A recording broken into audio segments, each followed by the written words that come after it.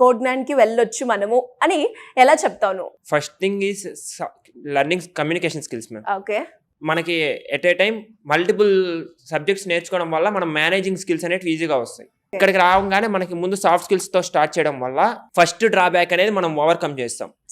మనకి ఎన్ని క్లియర్ చేసినా సాఫ్ట్ స్కిల్స్ లేకుండా మనం ఫ్రంట్కి వెళ్ళలేం. కాబట్టి ఫస్ట్ దాంతో స్టార్ట్ చేయడం వల్ల చాలా యూజ్ ఉంది. ఎట్ ఏ టైం ఎప్పుడైతే సాఫ్ట్ స్కిల్స్ స్టార్ట్ అయిందో అదే రోజు మాకు జావా కూడా స్టార్ట్ అయింది. మనకి టెక్నికల్ కూడా ఒకేసారి స్టార్ట్ అవడం వల్ల టెక్నికల్గాను ఇటు స్ట్రాంగ్ అవుతున్నాము, అటు సాఫ్ట్ స్కిల్స్తోనూ స్ట్రాంగ్ అవుతున్నాము.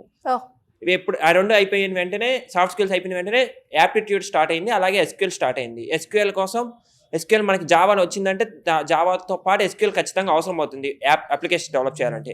ఆ ఎస్క్యూఎల్ కూడా స్టార్ట్ అయ్యింది, అలాగే యాప్టిట్యూడ్ కూడా జరుగుతుంది ప్రజెంట్. రెండు ప్యారలల్గా వెళ్ళడం వల్ల అన్నీ మనకి కోర్స్ కంప్లీట్ అయ్యే లోపల క్లియర్ సబ్జెక్ట్ అనేది వస్తుంది. అలాగే ఫర్దర్గా ఫ్యూచర్లో కూడా ఏదైనా కావాలన్నా యూజ్ అవుతుంది.